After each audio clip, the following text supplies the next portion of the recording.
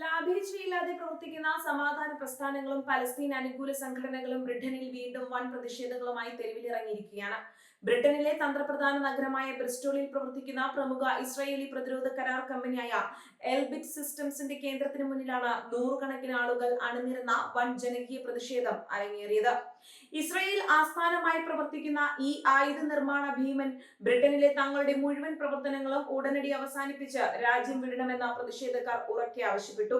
Israel സൈന്യം നടത്തുന്ന ആക്രമണങ്ങൾക്ക് ആയുധവും സാങ്കേതിക വിദ്യയും നൽകുന്ന സ്ഥാപനങ്ങൾ ബ്രിട്ടീഷ് മണ്ണിൽ പ്രവർത്തിക്കാൻ അനുവദിക്കില്ലെന്ന ശക്തമായ നിലപാടിലാണ് പ്രതിഷേധക്കാർ എത്തിയത്. പ്രതിഷേധത്തിൽ പങ്കെടുത്തവർ ബ്രിട്ടീഷ് സർക്കാരിനെതിരെയും കടുത്ത വിമർശനങ്ങളാണ് ഉന്നയിച്ചത്. ഇസ്രയേലിന്മേൽ അടിയന്തരമായി സാമ്പത്തിക സൈനിക ഉപരോധങ്ങൾ ഏർപ്പെടുത്താൻ ലണ്ടൻ ഭരണകൂടം തയ്യാറാകണമെന്ന തെരുവിൽ അണിനിരുന്ന ജനക്കൂട്ടം ആവശ്യപ്പെട്ടു. അന്താരാഷ്ട്ര നിയമങ്ങൾ ലംഘിക്കുന്ന ഇസ്രയേലിന് നൽകുന്ന നയതന്ത്ര സൈനിക പിന്തുണ ബ്രിട്ടൻ അവസാനിപ്പിക്കണമെന്നതായിരുന്നു പ്രതിഷേധക്കാരുടെ പ്രധാന ആവശ്യം. ബ്രിസ്റ്റോളിലെ എൽബിറ്റ് സിസ്റ്റംസിന്റെ ഓഫീസിനും നിർമ്മാണ കേന്ദ്രത്തിനു മുന്നിൽ പലസ്തീൻ പതാകകൾ ഏന്തിയാണ് നൂറുകണക്കിന് ആളുകൾ പ്രതിഷേധത്തിൽ പങ്കെടുത്തത്. അന്തരീക്ഷത്തിൽ ഉയർന്ന പ്ലക്കാർഡുകളിലും മുദ്രാവാക്യങ്ങളിലും ഇസ്രായേലിന്റെ സൈനിക നീക്കങ്ങൾക്കെതിരെയുള്ള കടുത്ത അമർഷം നിൽക്കുന്നുണ്ടായിരുന്നു. ഇസ്രായേലിന്മേൽ ഉടനടി ഉപരോധം ഏർപ്പെടുത്തുക, ഇറാനെതിരെയുള്ള യുദ്ധം അവസാനിപ്പിക്കുക തുടങ്ങിയ ശക്തമായ സന്ദേശങ്ങളാണ് പ്ലക്കാർഡുകളിൽ എഴുതിയിരുന്നത്. മേഖലയിൽ വർദ്ധിച്ചു വരുന്ന യുദ്ധ സാഹചര്യങ്ങളിൽ പാശ്ചാത്യ രാജ്യങ്ങൾ സ്വീകരിക്കുന്ന നിലപാടുകൾക്കെതിരെ വലിയ രോഷമാണ് ജനങ്ങളിൽ നിന്നും ഉയർന്നത്. ഏറ്റവും ശ്രദ്ധേയമായത് എൽബിറ്റ് വംശഹത്യ ബ്രിസ്റ്റോളിൽ നിർമ്മിക്കപ്പെടുന്നു എന്ന പ്ലക്കാർഡുകളായിരുന്നു.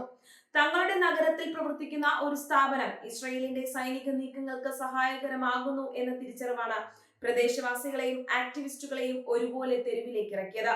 ഈ പ്രതിഷേധം കേവലം ഒരു താൽക്കാലിക പ്രകടനമായിരുന്നില്ല, മറിച്ച് മുൻപ് നടന്ന ചരിത്രപരമായ ചില സംഭവങ്ങളുടെ തുടർച്ച കൂടിയായിരുന്നു. 2024 ഇതേ എൽബിറ്റ് സിസ്റ്റംസിന്റെ ഫിൽട്ടണിലുള്ള കേന്ദ്രത്തിലേക്ക് നേരിട്ട് പ്രവേശിച്ച് സമരം നടത്തിയതിന് നിയമ നടപടികളും വിചാരണയും നേരിടുന്ന ഫിൽട്ടൺ 25 എന്ന സമരാംഗങ്ങളുടെ കേസും പ്രതിഷേധത്തിൽ വലിയ രീതിയിൽ ചർച്ചയായി. തങ്ങളുടെ രാജ്യത്തെ സിവിൽ അവകാശങ്ങളെയും അഭിപ്രായ സ്വാതന്ത്ര്യത്തെയും അടിച്ചമർത്താൻ ബ്രിട്ടീഷ് സർക്കാർ ശ്രമിക്കുകയാണെന്ന് പ്രതിഷേധക്കാർ ആരോപിച്ചു. പലസ്തീൻ അനുകൂല നിലപാട് സ്വീകരിക്കുന്ന ആക്ടിവിസ്റ്റുകളെ മാത്രമായി ലക്ഷ്യമിട്ട് കേസെടുക്കുന്ന പാരമ്പര്യം ബ്രിട്ടീഷ് അധികാരികൾ തുടരുകയാണെന്ന് അവർ കുറ്റപ്പെടുത്തി. സമാധാനപരമായി പ്രതിഷേധിച്ച ആക്ടിവിസ്റ്റുകളെ കുറ്റവാളികളാക്കി ചിത്രീകരിക്കാനാണ് ബ്രിട്ടീഷ് ഭരണകൂടം ശ്രമിക്കുന്നത്. ആയുധ നിർമ്മാണ കമ്പനികൾക്ക് സംരക്ഷണം നൽകുകയും വംശഹത്യക്കെതിരെ ശബ്ദമുയർത്തുന്ന സാധാരണക്കാരെയും ആക്ടിവിസ്റ്റുകളെയും വേട്ടയാടുകയും ചെയ്യുന്ന നയമാണ് സർക്കാരിന്റേതെന്ന് പ്രതിഷേധക്കാർ തുറന്നടിച്ചു. അതേസമയം തങ്ങൾക്കെതിരെ ഉയർന്ന ആരോപണങ്ങളെ ശക്തമായി നിഷേധിച്ചുകൊണ്ട് എൽബിറ്റ് സിസ്റ്റംസ് UK രംഗത്തെത്തിയിട്ടുണ്ട്. തങ്ങളുടെ ബ്രിസ്റ്റോളിലെ സ്ഥാപനം ഇസ്രായേൽ സൈന്യത്തിന് യാതൊരുവിധ ആയുധങ്ങളോ സൈനിക സാമഗ്രികളോ നൽകുന്നില്ല എന്നാണ് കമ്പനി അധികൃതർ അവകാശപ്പെടുന്നത്. ബ്രിട്ടീഷ് സഖ്യസേനയ്ക്കും UK പ്രതിരോധ മന്ത്രാലയത്തിനും ആവശ്യമായ അത്യാധുനിക സാങ്കേതിക വിദ്യകളും ഉപകരണങ്ങളും മാത്രമാണ് തങ്ങളുടെ ബ്രിസ്റ്റോൾ യൂണിറ്റിൽ വികസിപ്പിക്കുന്നതെന്ന് കമ്പനി വ്യക്തമാക്കുന്നു. ഇസ്രയേൽ മാതൃകമ്പനിയുമായി ബന്ധമുണ്ടെങ്കിലും UKയിലെ പ്രവർത്തനം പൂർണ്ണമായും പ്രാദേശിക സൈനിക ആവശ്യങ്ങൾക്കുള്ളതാണെന്നാണ് അവരുടെ വാദം. എന്നാൽ കമ്പനിയുടെ ഈ വിശദീകരണം അംഗീകരിക്കാൻ പ്രതിഷേധക്കാർ തയ്യാറായിട്ടില്ല. എൽബിറ്റ് സിസ്റ്റംസ് ആഗോളതലത്തിൽ ഇസ്രയേൽ സൈന്യത്തിന്റെ പ്രധാന ആയുധദാതാക്കളാണെന്നും UKയിലെ സാമ്പത്തിക ലാഭം മാതൃകമ്പനിയിലേക്ക് തന്നെയാണ് ഒഴുകുന്നതെന്നും പ്രതിഷേധക്കാർ ചൂണ്ടിക്കാണിക്കുന്നു. നാറ്റോ സഖ്യരാജ്യമായ ബ്രിട്ടനിൽ ഇസ്രായേലി പ്രതിരോധ കമ്പനികൾക്കെതിരെ ഉയരുന്ന ഇത്തരം പ്രതിഷേധങ്ങൾ അന്താരാഷ്ട്ര തലത്തിൽ വലിയ ശ്രദ്ധ നേടുന്നുണ്ട്.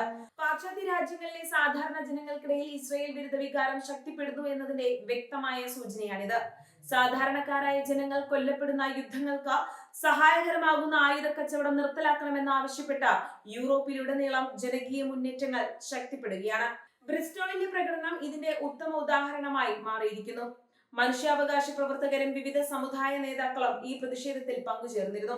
പശ്ചിമേഷ്യയിലെ സംഘർഷങ്ങൾ അവസാനിപ്പിക്കാൻ ബ്രിട്ടൻ സജീവമായി ഇടപെടണമെന്നും ഇസ്രയേലിനുള്ള സൈനിക സഹായം ഉടൻ മരവിപ്പിക്കണമെന്നും അവർ ആവശ്യപ്പെട്ടു. പലസ്തീൻ ജനത നേരിടുന്ന ദുരിതങ്ങൾക്ക് അറുതി വരുത്താൻ ലോകരാഷ്ട്രങ്ങൾ അടിയന്തരമായി ഇടപെടണമെന്ന പ്രതിഷേധത്തിൽ സംസാരിച്ച നേതാക്കൾ ആഹ്വാനം ചെയ്തു. ആയുധ കമ്പനികൾക്ക് ലാഭം കൊയ്യാൻ വേണ്ടി നിരപരാധികളെ കുരുതി കൊടുക്കുന്ന നയം അവസാനിപ്പിക്കണമെന്ന ആവശ്യം ശക്തമാണ്. ബ്രിസ്റ്റോളിലെ പ്രകടനത്തിന് പിന്നാലെ ബ്രിട്ടനിലെ മറ്റു പ്രധാന നഗരങ്ങളിലേക്കും ഇത്തരം പ്രതിഷേധങ്ങൾ വ്യാപിപ്പിക്കാൻ ആക്ടിവിസ്റ്റുകൾ പദ്ധതിയിടുന്നുണ്ട്. എൽബിറ്റ് സിസ്റ്റംസിന്റെ മറ്റു ഓഫീസുകൾക്ക് മുന്നിലും സമാനമായ രീതിയിൽ ഉപരോധ സമരങ്ങൾ നടത്താനാണ് തീരുമാനം. ഫിൽട്ടൺ 25 ആക്ടിവിസ്റ്റുകൾക്കെതിരെയുള്ള നിയമ നടപടികൾ പിൻവലിക്കുന്നതുവരെ തങ്ങളുടെ സമരം അവസാനിക്കില്ലെന്ന പ്രതിഷേധക്കാർ വ്യക്തമാക്കി. നീതിക്ക് വേണ്ടി പോരാടുന്നവരെ ജയിലിൽ അടച്ചതുകൊണ്ട് ജനങ്ങളുടെ ശബ്ദം അടിച്ചമർത്താൻ കഴിയില്ല എന്ന് അവർ മുന്നറിയിപ്പ് നൽകി. വരും ദിവസങ്ങളിൽ ബ്രിട്ടീഷ് പാർലമെന്റിലും ഈ വിഷയം സജീവമായി ചർച്ച ചെയ്യപ്പെടാൻ സാധ്യതയുണ്ട്. പ്രതിപക്ഷത്തെ ചില അംഗങ്ങളും മനുഷ്യാവകാശ സംഘടനകളും ആയുധ കയറ്റുമതി പുനഃപരിശോധിക്കണമെന്ന് സർക്കാരിനോട് ആവശ്യപ്പെട്ടിട്ടുണ്ട്. ബ്രിസ്റ്റോളിലെ എൽബിറ്റ് സിസ്റ്റംസിന്റെ മുന്നിൽ നടന്ന ഈ പ്രകടനം ബ്രിട്ടന്റെ വിദേശ നയത്തിനും ആഭ്യന്തര സുരക്ഷാ നയങ്ങൾക്കും മുന്നിൽ വലിയ ചോദ്യചിഹ്നങ്ങളാണ് ഉയർത്തുന്നത്. ജനരോഷം കണക്കിലെടുത്ത നിലപാടുകളിൽ മാറ്റം വരുത്താൻ ബ്രിട്ടീഷ് സർക്കാർ നിർബന്ധിതരാകുമോ എന്നാണ് ലോകം ഉറ്റുനോക്കുന്നത്.